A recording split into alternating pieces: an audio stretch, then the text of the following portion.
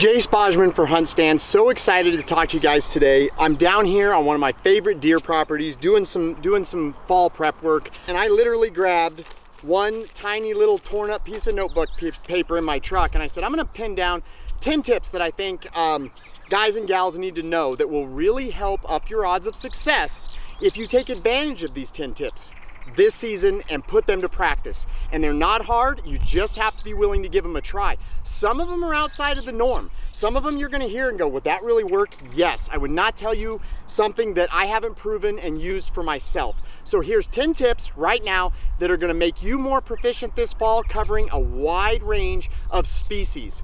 The first one I wanna talk to you guys about is decoy usage for pronghorn during the early season. And by early season, I mean that August time period, anywhere from August 1st to the end of August, where yes, there is some pre-rut going on, but mostly we see a couple of bucks with does, just kind of keeping them together, but most bucks are in bachelor herds or all off by themselves, and they're not really at a point where the testosterone is flowing enough, of course, to come in and charge a decoy, but that doesn't make a decoy obsolete. Here's what you need to do. Go to the areas you're gonna be hunting your speed goats in, where you're finding your pronghorn, and you're gonna archery hunt these areas, and take note of where these bucks are going and laying down, where they are bedding. In a particular pasture, in a particular range, those antelope, yes, they can bed anywhere, but you'll find if you watch them enough and put in enough research, you're gonna find that they will bed in general locations that are the same, often day after day. Maybe not all of them, but several different bucks may come bed in that area, and here's what you're gonna do.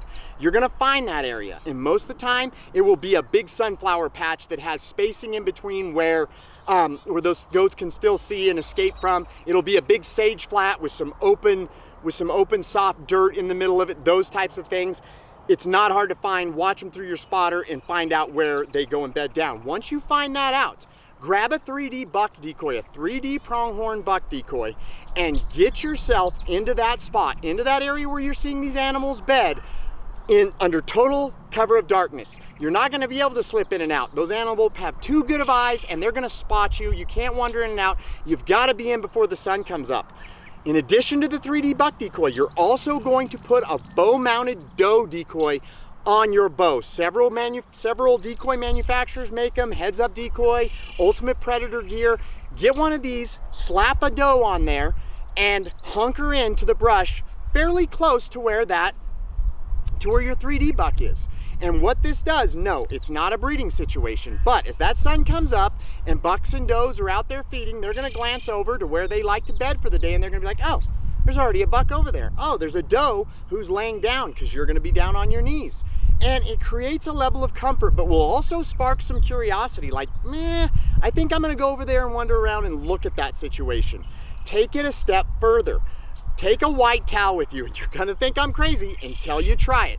If a buck or if a bunch of animals hang up out there, use your bow-mounted doe decoy and tuck that towel into your pants so that it's hanging over your butt. Basically, you're creating a white rump just like antelope have, and start crawling around on all fours and see what happens. You're gonna get a reaction, and most of the time that reaction is enough to bring that buck all the way in or close enough where you can make a lethal killing shot. The second tip I want to talk about, we're sticking with pronghorn, and we're going to talk about water. Every year I see lots of bow hunters come west, and they're going to hunt over water. I've killed 20 plus pronghorn over water, and there's a lot more to it than throwing a dart on a map and saying, I'm going to go sit here. You have to prove your water hole first.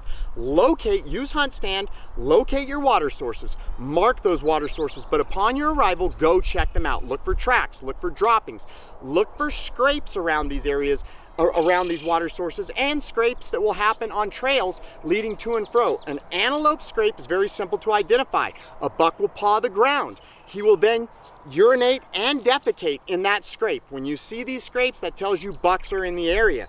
The next thing you want to do is pay attention to any debris, and by any debris, I mean any debris around that water source. There might be an old tractor tire, there may be some windmill parts, there may be one single sagebrush or a little patch of cactus. It doesn't take much. If you can get your blind by those types of objects, that type of debris, those antelope will accept it that much quicker, especially if you don't take and stuff that ground blind at 20 yards. You should be practicing all season, have confidence in your shooting, have confidence in your setup, and get that blind 30 to 35 yards off the water source and sit from dawn to dark. You can't be bailing in and out. You never know when a goat's gonna come water. Stay the course, sit there. If your setup's right, you're gonna have a good chance at arrowing a pronghorn on a hot, dry day over water. Number 3, moving on here, we're gonna talk a little bit about high country mule deer. Who doesn't love high country mule deer? If you have a tag, I'm jealous, I don't.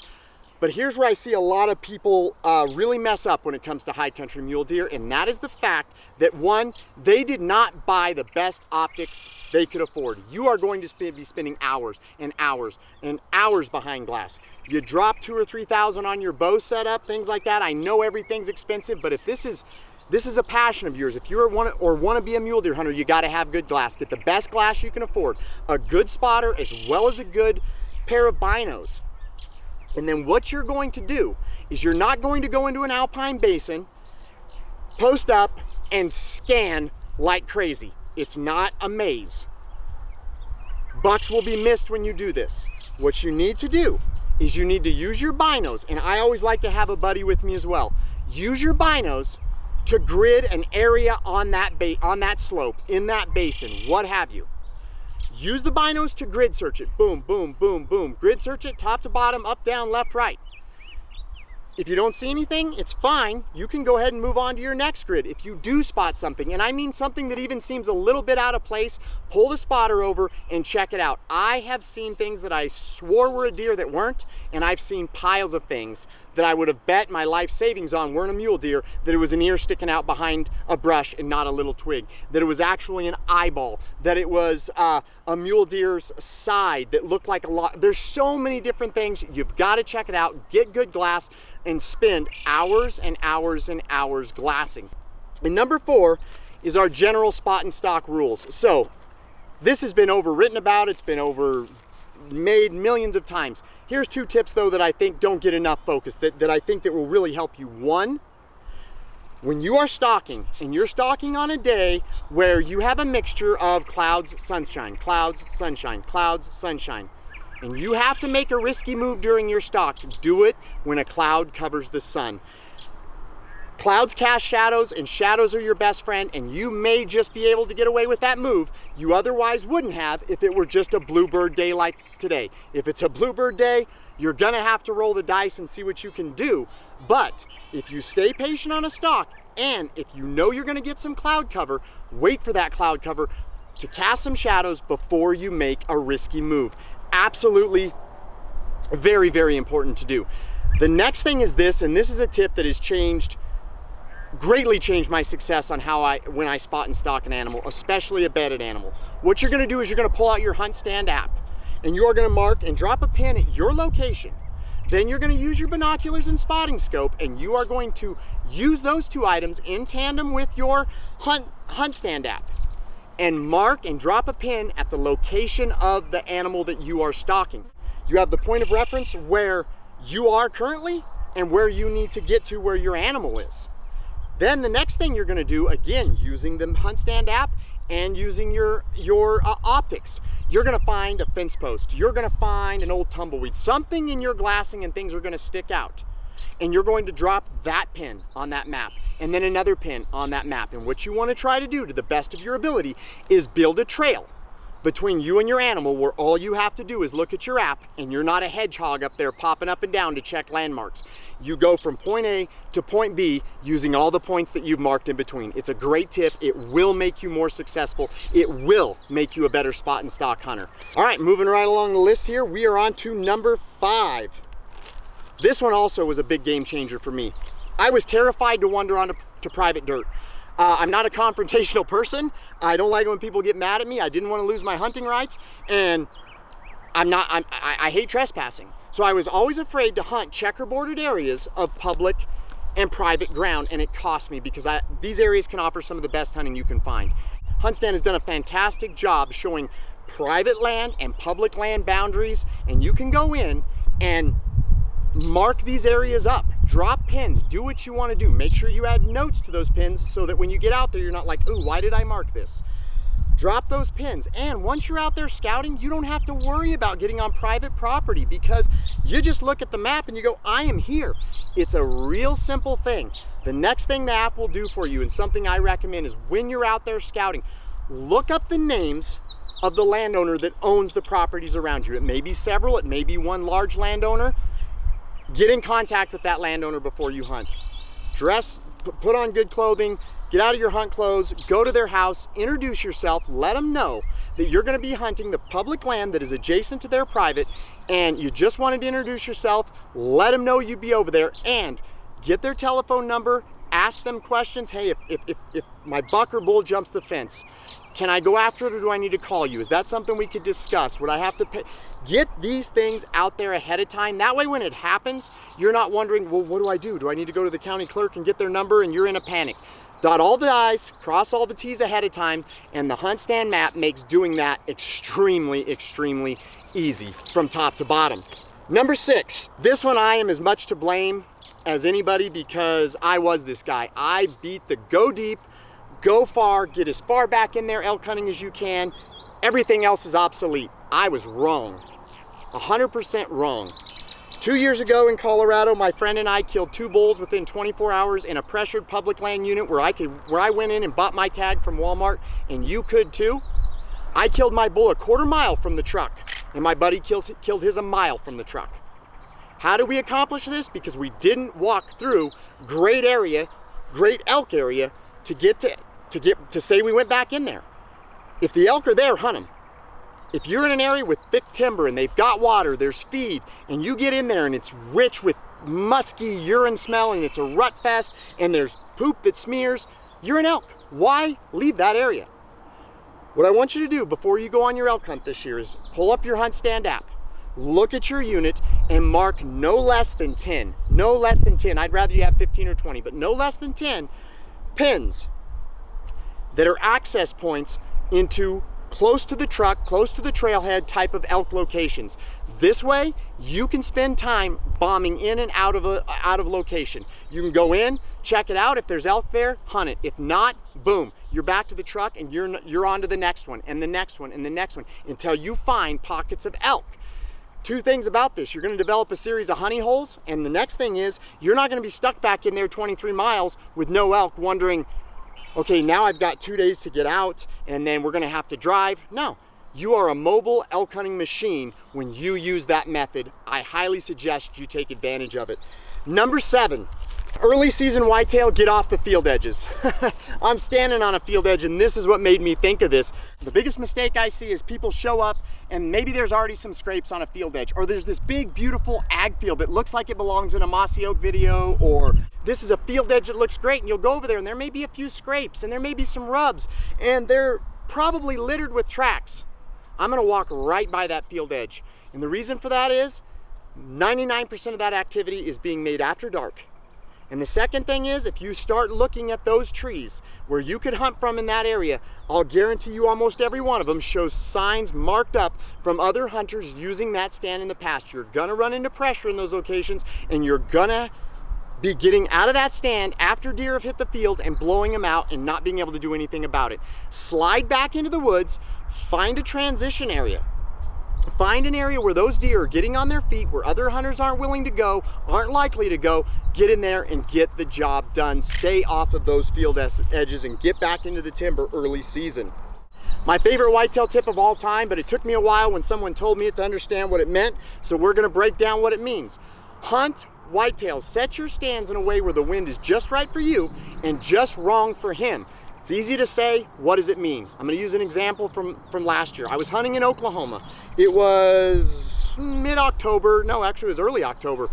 And I'd wandered off of a giant wheat field, winter wheat field, into the timber. I found 3 trails that connected. They made one joining union. Then a single trail that looked like it was dust. Took off from that point. I needed a southwest wind to hunt that.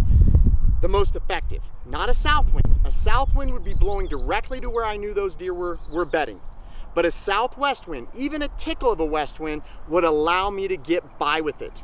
So what I did was, I got that southwest wind, I did all my scent control, I got up in the stand, and a few times during my sit, absolutely the wind went straight south and it carried some scent. It carried some scent. I didn't freak out about it. I just waited for that west to push back into it. And when it got to prime time, as those deer came down the trail, it was pretty neat to see, because they were totally oblivious.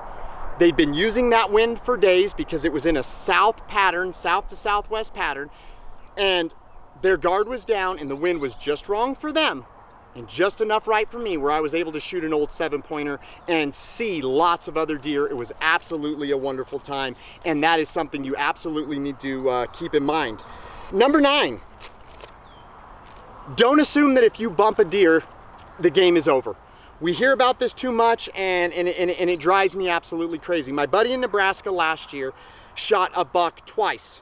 In a 40-acre block of timber, about a month apart, and then killed that buck during rifle season. We shot him twice with a bow. Unfortunately, he'd made poor shots, had some mishaps actually.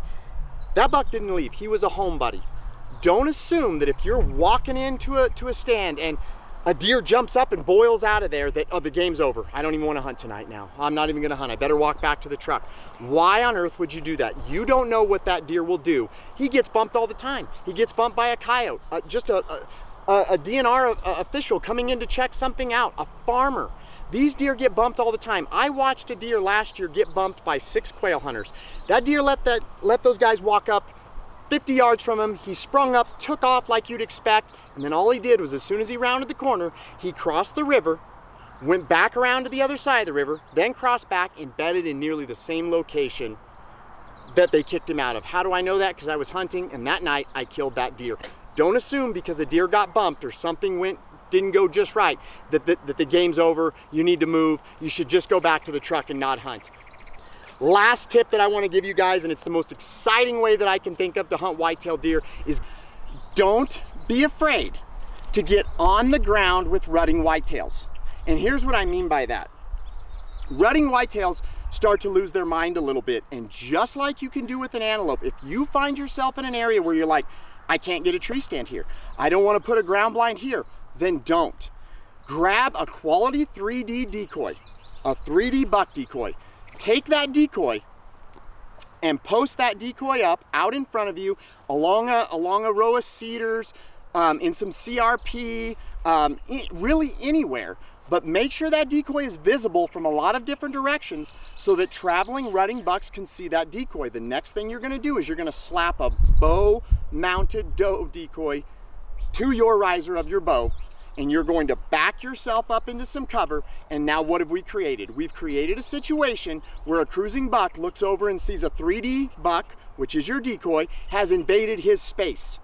Another thing that you can do in addition to that, and adding to that tip, is take that bow mounted doe decoy, slap some horns on it, and you can go, when bucks are locked down with does, you can be that buck that sneaks in and stalks in close using our stalking tips, gets into that rut party, hits a few grunts, and that buck will be on his way looking to see who wandered in and disturbed him and his lady. Thanks for taking the time to check out these 10 hunting tips. They will help you if you apply them. I'm Jace Bauserman for HuntStand.